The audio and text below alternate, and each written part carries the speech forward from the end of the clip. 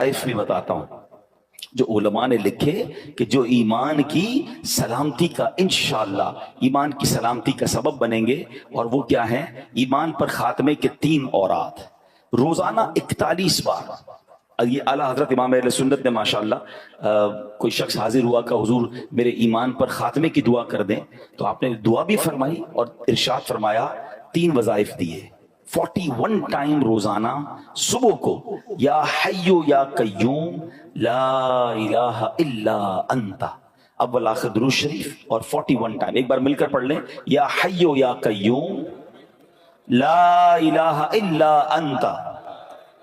सोते वक्त अपने सब औरात के बाद जब सारे आप विर्द पढ़ लें, वज़ाइफ पढ़ लें, सूरह काफिरून पढ़ लिया करें और इंशाअल्लाह उसके बाद कोई गुफ्तगू ना करें, सूरह काफिरून की तिलावत कर लें, इंशाअल्लाह उसका खात्मा ईमान पर होगा इंशाअल्लाह। अच्छा, फिर 3 बार सुबह शाम एक और दुआ है जिसका विर्द करना है, अल्लाहुम्मा इन्ना नऊज़ु बिका मिन अन नुशरिका बिका शैअन नअलमुहु व नस्तगफिरुका लिमा ला नअलमु। इंशाअल्लाह ये भी पढ़ेंगे तो अल्लाह ने चाहा ईमान पर खात्मा होगा। और बार बार कलमा पाक पढ़ते रहा करें। बड़ा प्रॉब्लम है जनाब, मरते वक्त सबकी तमन्ना है कि अल्लाह मरते वक्त जबान पर कलमा जारी हो, मगर पूरा पूरा महीना गुजर जाता है कलमा नहीं पढ़ते। भाई जबान कलमे की आदी होगी तो मरते वक्त कलमा नसीब होगा ना। दुरूद पाक पढ़ने के बेशुमार फजाइल व बरक़ात हैं। काबे के बदरुद्दुजा, तौबा के शम्सुद्दुहा सल्लल्लाहु तआला अलैहि वसल्लम का फरमाने आलीशान है, कुल्लु कलामिन ला युज़्करुल्लाहु तआला फीही फयुब्दअु बिही व बिस्सलाति अलैया फहुवा अक़तअु ममहूकुम मिन कुल्लि बरका। मेरे आका फरमाते हैं हर वो बात जो अल्लाह पाक के जिक्र और मुझ पर दुरूद पाक भेजे बगैर शुरू की गई वो हर बरकत से महरूम व खाली है। हमें कोशिश करनी चाहिए जब भी कोई बात करने लगे, कहीं कोई आपकी कोई मीटिंग है, अल्लाह का कुछ जिक्र कर लें, कुछ दुरूद पाक पढ़ लें। आप कहीं नेकी का काम शुरू कर रहे हैं, अल्लाह और उसके रसूल के जिक्र से उसको शुरू करें, अल्लाह पाक उस काम में बरकत डाल देगा। आसान तरीका क्या है? हर नेक और जायज़ काम से पहले बिस्मिल्लाहिर्रहमानिर्रहीम पढ़ें, अल्लाह का जिक्र भी हो गया। 7 दुरूद पाक पढ़ लें, अस्सलातु वस्सलामु अलैका या रसूलल्लाह। अब बिस्मिल्लाह शरीफ और दुरूद पढ़ने में देर कितनी लगी? मेरा ख्याल है 10 सेकंड भी नहीं लगे, मगर अब उस काम में बरकत आ जाएगी। घर से निकल रहे हैं तो अल्लाह का जिक्र करते हुए निकलें, दुरूद पाक पढ़ते हुए निकलें। कारोबार पर जा रहे हैं, दुरूद पाक पढ़ते हुए जाएं, अल्लाह का जिक्र करते हुए जाएं। तो जिक्र और दुरूद आपकी ज़बान पर अगर जारी होगा तो नबी पाक ने क्या फरमाया कि अगर ये नहीं करेंगे तो वो हर बरकत से महरूम और खाली होगी। चाहते हैं कि बरकतें आएँ, रहमतें आएँ, अल्लाह रसूल का जिक्र जो है वो अपनी ज़बान पर जारी कर दें। मेरे हुजूर के सदके कलाम पाक में भी खुदा ने भेजी है आयत दुरूद पाक पढ़ो। दिया है हुक्म खुदा ने ये अपने बंदों को, पढ़ो नबी पे बकसरत दुरूद पाक पढ़ो। सब औलियाओ मशाइख तमाम गौस व कुतुब ये कर गए हैं नसीहत, दुरूद पाक पढ़ो। एक बार मोहब्बत के साथ दुरूद पाक पढ़ लें, सल्लु अलल हबीब सल्लल्लाहु तआला अला मुहम्मद सल्लल्लाहु अलैहि वसल्लम। कोशिश करते हैं हम कुरान पाक की कुछ आयतों की तिलावत करते हैं, उसका तर्जमा सुनते हैं और उससे जो मैसेज मिलता है, जो पैगाम मिलता है, वो सीखने की कोशिश करते हैं।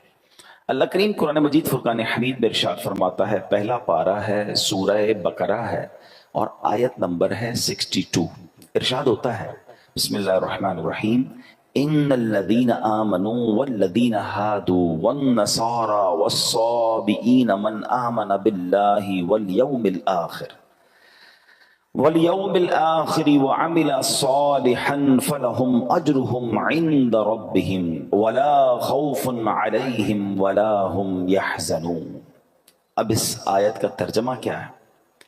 आयत का तर्जमा यह है, आसान तर्जुमा कुरान कंजुल इरफान, बेशक ईमान वालों नीज यहूदियों और ईसाइयों और सितारों की पूजा करने वालों में से जो भी सच्चे दिल से اللہ پر اور آخرت کے دن پر ایمان لے آئیں اور نیک کام کریں تو ان کا ثواب ان کے رب کے پاس ہے، ان پر نہ کوئی خوف ہوگا اور نہ وہ غمگین ہوں گے۔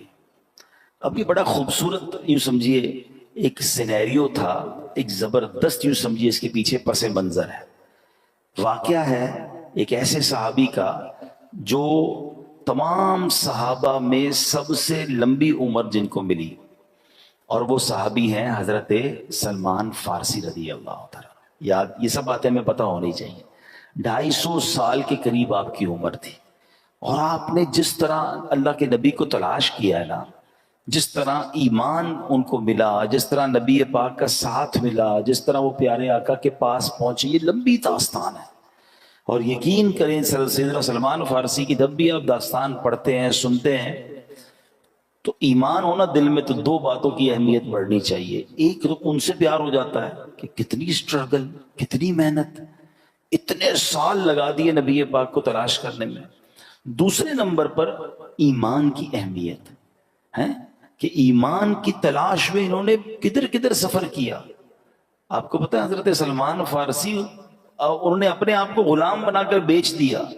میں مختصر بیان کر دیتا ہوں کہ ہوا یہ تھا کہ سیدنا سلمان فارسی رضی اللہ عنہ نے بڑی لمبی عمر پائی، اور آپ نے سال ہر سال حق کی تلاش کے لیے سفر کیا۔ اس زمانے میں نبی پاک دنیا میں تشریف نہیں لائے تھے، تو ان کو یہ بت پرستی اور کفر پسند نہیں تھا۔ یہ حق کی تلاش میں جاتے تو وہاں اس زمانے میں بھی کچھ لوگ تھے جو ایمان والے تھے، راہب جس کو کہتے تھے، جو بتوں کی پوجا نہیں کرتے تھے، باطل خداؤں کی عبادت نہیں کرتے تھے، کیونکہ اس زمانے میں تو عجیب معاملہ تھا نا، کوئی آگ کی پوجا کرتا تھا، کوئی ستاروں کی عبادت کرتا تھا، کوئی بتوں کی پوجا کرتا تھا۔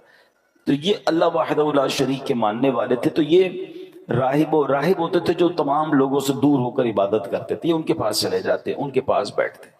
جب اس کے انتقال کا وقت قریب آتا کہتے اب بتاؤ کس کے پاس جاؤں، وہ کسی اور راہب کے پاس بھیج دیتے۔ ان کے انتقال کا وقت آتا وہ کسی اور راہب کے پاس بھیج دیتے۔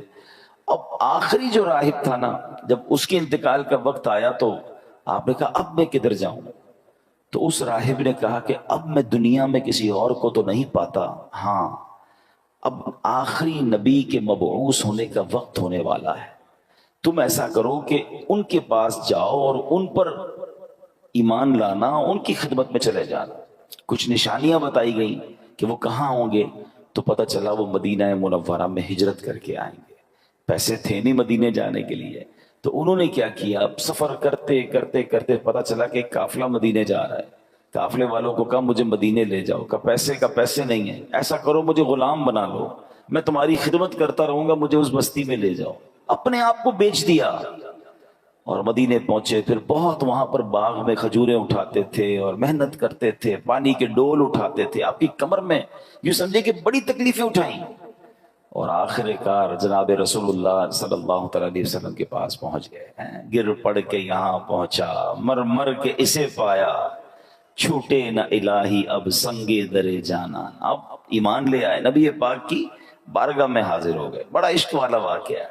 لیکن اب انہوں نے نبی پاک علیہ السلام سے عرض کی کہ حضور میں جب آپ کے پاس آنے سے پہلے کئی ملک شام میں اور کئی ملکوں میں راہبوں کے پاس گیا تھا، بنی اسرائیل کے عبادت گزار تھے، تو یا رسول اللہ ان کا جب ذکر کیا تو نبی پاک علیہ السلام نے فرمایا کہ اے سلمان ان کا خاتمہ دین مصطفیٰ پر نہیں ہوا۔ پھر یہ قرآن پاک کی آیت نازل ہوئی، یعنی یہ جو میں نے آیت پڑھی نا، یہ ایکچولی ان راہبوں کے لیے نازل ہوئی۔ اب دوبارہ اس آیت کو سنیں، اللہ نے کیا فرمایا، ان الذین آمنوا والذین ہادوا والنصارى والصابئین من آمن باللہ والیوم الآخر وعمل صالحا فلہم اجرہم عند ربہم ولا خوف علیہم ولا ہم یحزنون۔ بے شک ایمان والوں نیز یہودیوں اور عیسائیوں اور ستاروں کی پوجا کرنے والوں میں سے جو بھی سچے دل سے اللہ پر اور آخرت کے دن پر ایمان لے آئیں اور نیک کام کریں تو ان کا ثواب ان کے رب کے پاس ہے، ان پر نہ کوئی خوف ہوگا اور نہ وہ غمگین ہوں گے۔ یہ آیت کریمہ جب نازل ہوئی تو نبی پاک نے فرمایا اے سلمان یہ آیت ان راہبوں سے متعلق ہے، ان میں سے وہ جو حضرت عیسیٰ پر ایمان رکھتے تھے اور ان تک میرا پیغام نہیں پہنچا، وہ تو خیر میں ہے، مگر جنہوں نے میرا نام پاک سنا مگر پھر مجھ پر ایمان نہ لائے وہ ہلاک ہو گئے۔ اے میرے پیارے اسلامی بھائیوں، معلوم کیا ہوا اس آیت سے؟ میسج کیا مل رہا ہے کہ مکی مدنی مصطفیٰ صلی اللہ علیہ وسلم جب دنیا میں تشریف لے آئے نا، اس کے بعد سے قیامت تک کوئی بھی دین، کوئی بھی ہدایت، کوئی بھی نظریہ قابل قبول نہیں ہے، صرف اور صرف دین مصطفیٰ صلی اللہ تعالی علیہ وسلم ہی راہ نجات ہے۔ مومن ان کا کیا ہوا، اللہ اس کا ہو گیا۔ نبی پاک کے دامن کے علاوہ پیارے آقا کی جو کہیں کہ ان کے فٹ اسٹیپ، ان کے نقش قدم، ان کے بتائے ہوئے طریقے کے علاوہ کوئی طریقہ درست نہیں، کیونکہ جو ان کے دامن سے وابستہ ہوگا وہ اللہ کریم کی رحمت کا حقدار ہوگا۔ کیا خوبصورت بات! اعلیٰ حضرت امام اہل سنت لکھتے ہیں مومن ان کا کیا ہوا، اللہ اس کا ہو گیا، کافر ان سے کیا پھرا، اللہ ہی سے پھر گیا۔ وہ کہ اس در کا ہوا، خلق خدا اس کی ہوئی، وہ کہ اس در سے پھرا، اللہ اس سے پھر گیا۔ اے میرے پیارے اسلامی بھائیو، یہ ہمیں بات سمجھنی ہے۔ اس آیت کریمہ سے واضح طور پر معلوم ہو گیا، کوئی بنی اسرائیل سے تعلق رکھتا ہو، کوئی تورات کا ماننے کا دعویٰ کرتا ہو، کوئی انجیل پر ایمان رکھنے کا دعویٰ کرتا ہو، غرض کوئی کیسے بلند دعویٰ کیوں نہ کرتا ہو، نجات کس کو ملنی ہے، نجات کی راہ کون سی ہے؟ وہ دین محمدی یعنی دین اسلام ہے، اس کے سوا نجات کا راستہ نہیں۔ اللہ قرآن مجید میں ارشاد فرماتا ہے، اور جو کوئی اسلام کے علاوہ کوئی اور دین چاہے گا تو وہ اس سے ہرگز قبول نہ کیا جائے گا، اور وہ آخرت میں نقصان اٹھانے والوں میں سے ہوگا۔ اے میرے پیارے اسلامی بھائیوں، اب واقعہ سنیے گا۔ مشہور صحابی حضرت ابو ہریرہ رضی اللہ تعالیٰ عنہ، ان سے روایت ہے کہ نبی پاک علیہ السلام نے فرمایا، روز قیامت اللہ کی بارگاہ میں اعمال پیش ہوں گے، یعنی اعمال بھی اللہ کی بارگاہ، ہم تو پیش ہوں گے، اعمال بھی پیش ہوں گے۔ نماز عرض کرے گی، اے اللہ پاک میں نماز ہوں، ارشاد ہوگا تم بھلائی پر ہو۔ پھر صدقہ حاضر ہوگا، اے اللہ میں صدقہ ہوں، ارشاد ہوگا تم بھلائی پر ہو۔ روزے حاضر ہوں گے، یا اللہ میں روزہ ہوں، ارشاد ہوگا تم بھلائی پر ہو۔ اس طرح اعمال پیش ہوتے رہیں گے، آخر میں اسلام پیش ہوگا، اور اللہ کی بارگاہ میں عرض کرے گا، یا ربی انت السلام و انا الاسلام، اے اللہ تیرا پاک نام سلام ہے اور میں اسلام ہوں۔ ارشاد فرمائے گا، انک علی خیر بک الیوم آخذ و بک اعطی، بے شک تو بھلائی پر ہے اے اسلام، آج جس کی بھی پکڑ ہوگی تیری ہی سبب سے ہوگی، یعنی جس نے تیرا انکار کیا ہوگا اس کی پکڑ ہوگی، اور جس کو جو عطا ہوگا وہ تیری ہی بدولت ہوگا۔ اس کا مطلب جس نے اسلام تھاما ہوگا وہ بخشا جائے گا، اور جو اسلام کا انکاری ہوگا وہ قیامت کے دن مارا جائے گا، پکڑا جائے گا۔ اگر میرا کوئی ایسا ویور ہے جو مسلمان نہیں ہے، جو اللہ کو، اس کے حبیب علیہ السلام کو ماننے والا نہیں ہے، آج قرآن کی آیتوں کے ذریعے میں آپ سے عرض کر رہا ہوں، ایک ہی دین جو اللہ کی بارگاہ میں مقبول ہے، نبی پاک کے آنے کے بعد اب کوئی راہ نجات نہیں ہے، آپ اسلام میں داخل ہو جائیں، اللہ آپ کو اسلام پر استقامت دے۔ ہم جو ایمان والے، اللہ ہمیں بھی ایمان پر استقامت دے، کہ ایمان ہی راہ نجات ہے۔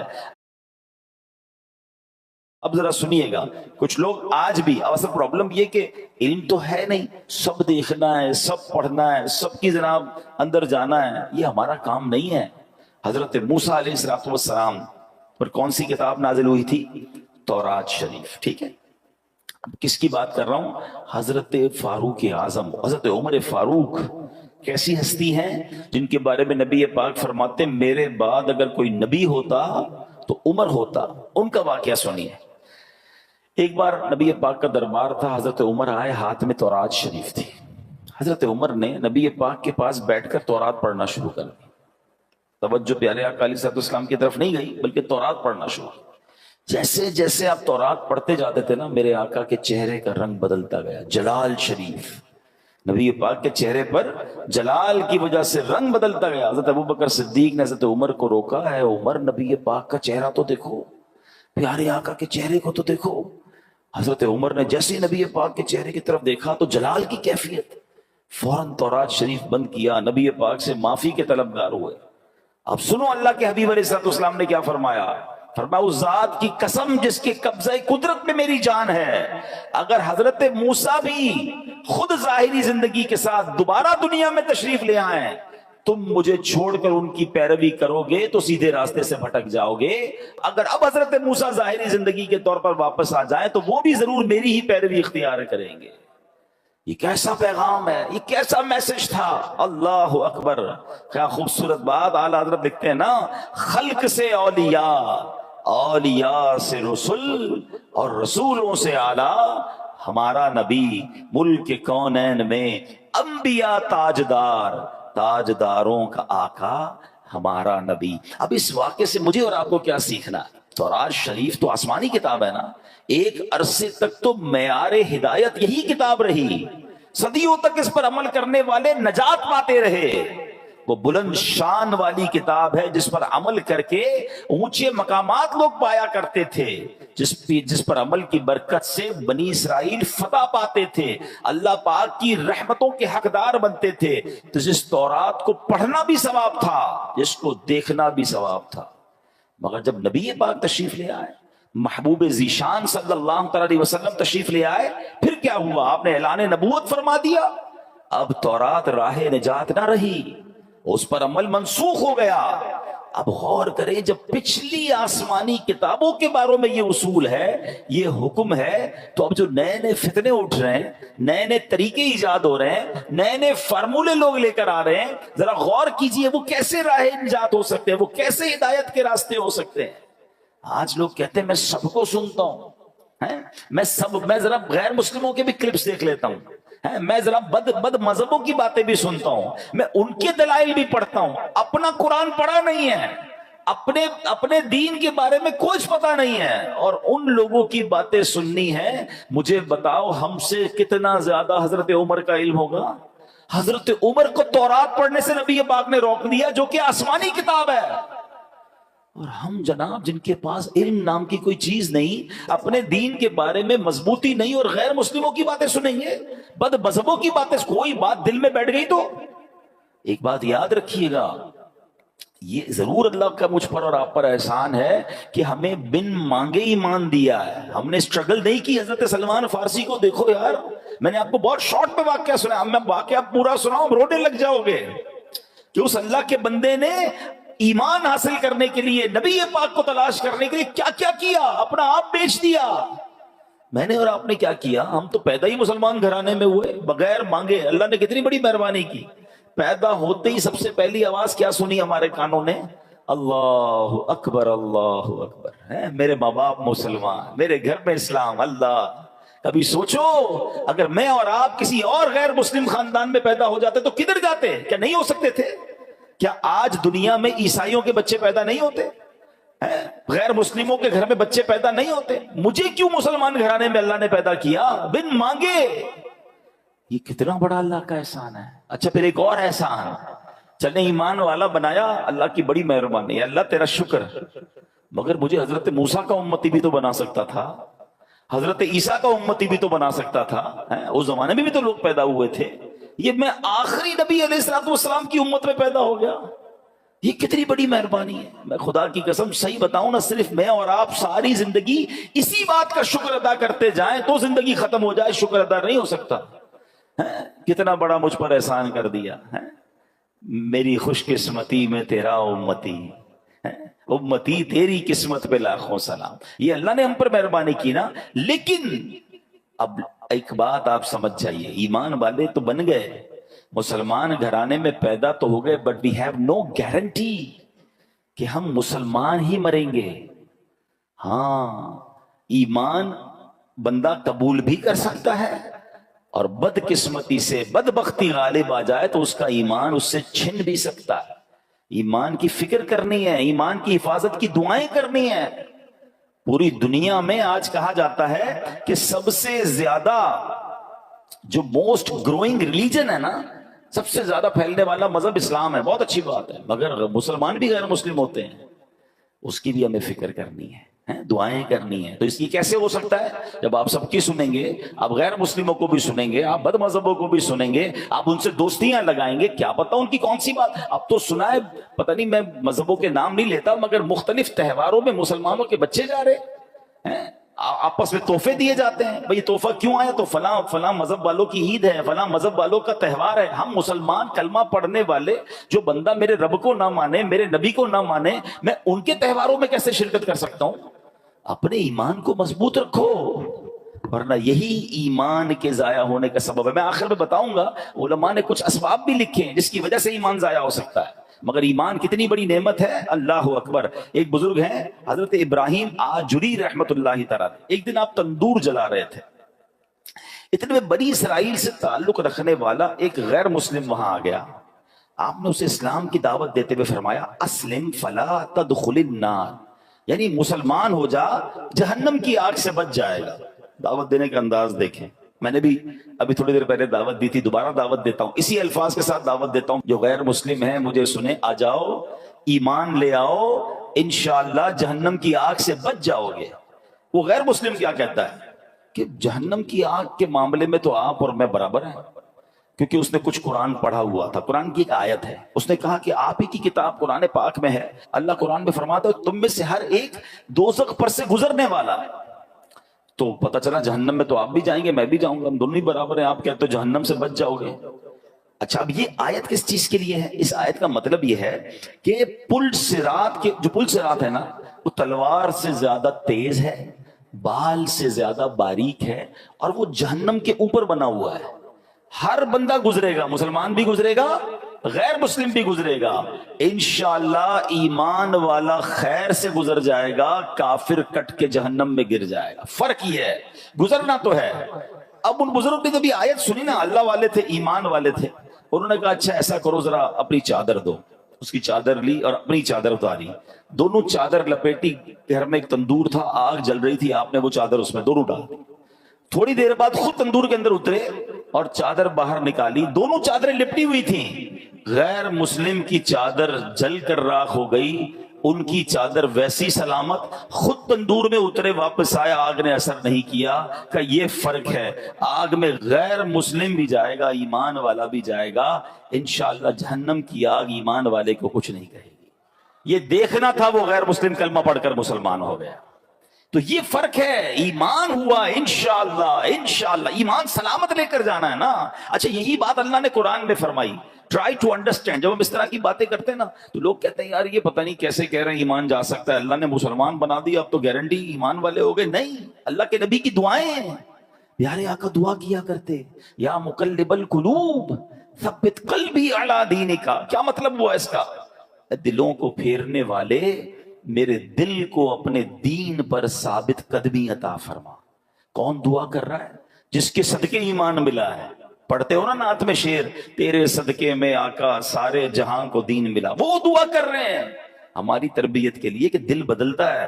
اے اللہ دل سلامت رکھیو، ایمان لے کر جانا ہے. اچھا، قرآن میں رب نے فرمایا نا، یا ایھا الذین آمنوا اتقوا اللہ حق تقاتہ ولا تموتن الا وانتم مسلمون.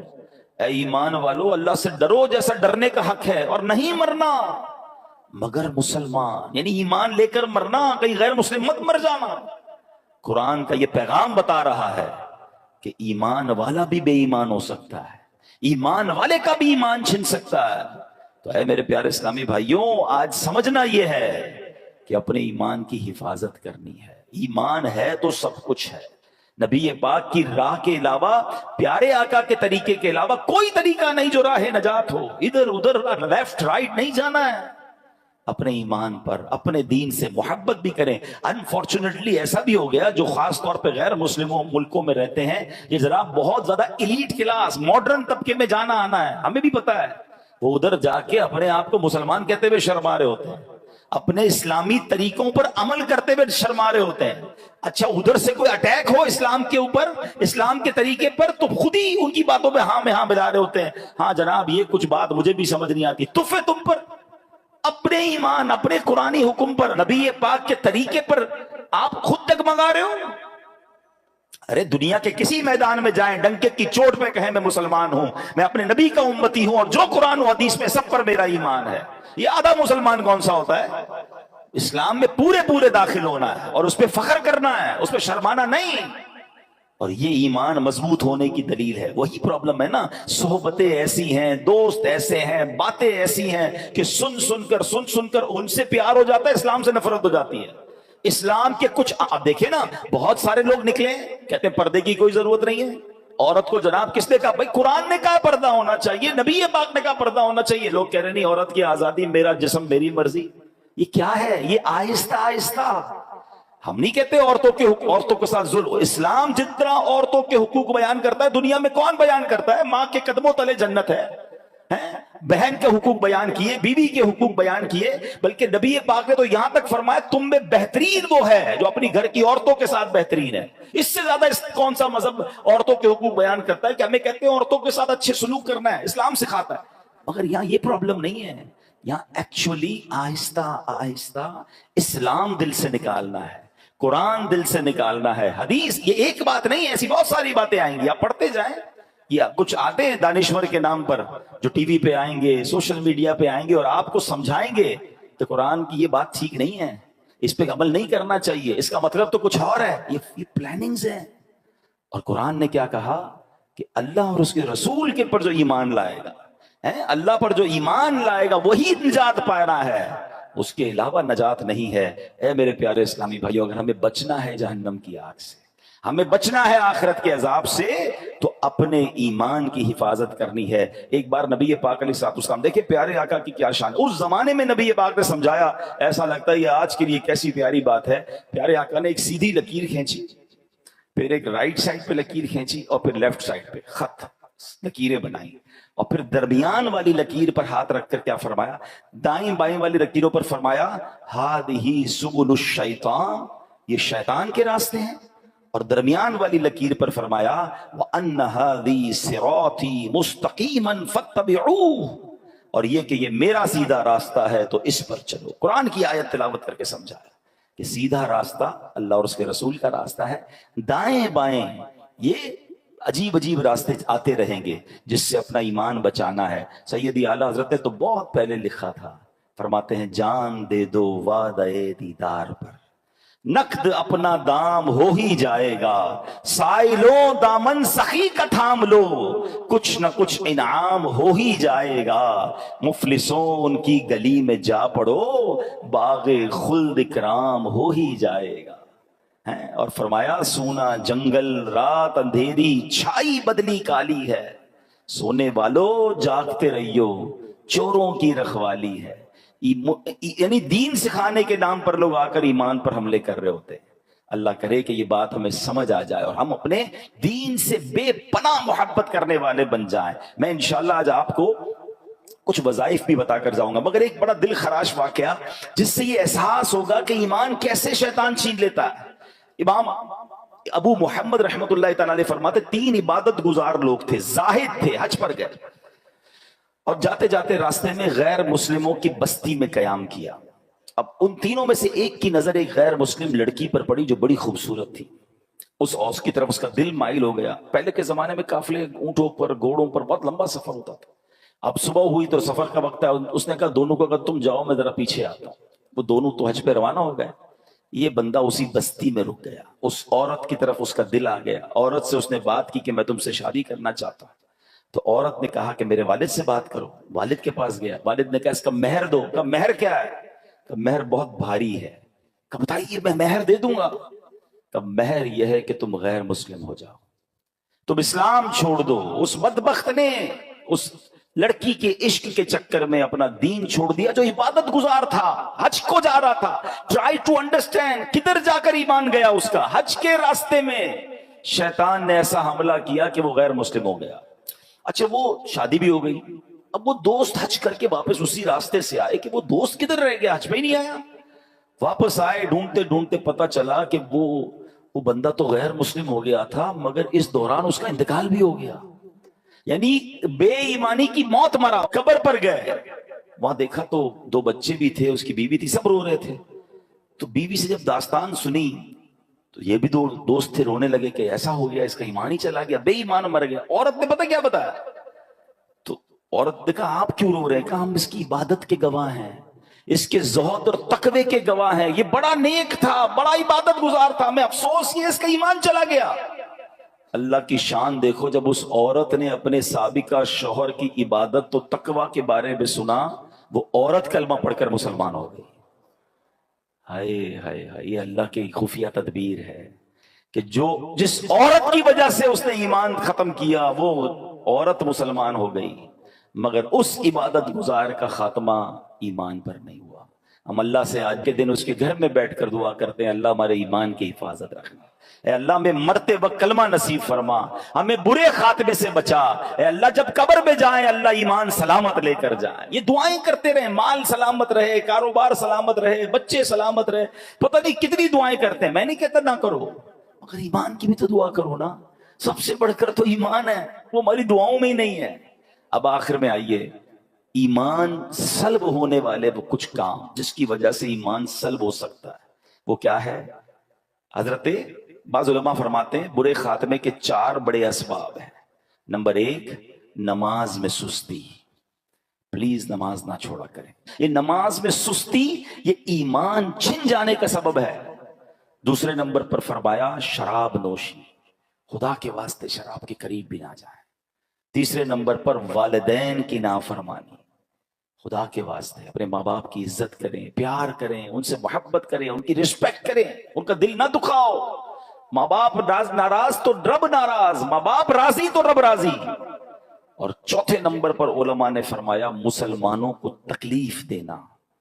کچھ لوگوں کی بڑی عجیب عادت ہوتی ہے، آلویز تکلیف ہی دیتے ہوتے ہیں، طنز کریں گے، گالیاں دیں گے، جھگڑا کریں گے، پڑوس میں ہے تو پڑوسی کو تکلیف، رشتہ دار میں ہے تو رشتہ داروں کو تکلیف، کاروبار کریں تو کاروباریوں کو تکلیف، جدھر جائیں ٹینشن۔ نہ کرو ایسا۔ یہ حقوق العباد کا معاملہ، ایک تو اس کے گناہوں کا انبار آپ پر لگ رہا ہے، دوسرا اللہ نہ کرے ایمان ہی نہ چلا جائے ہمارے ہاتھ سے۔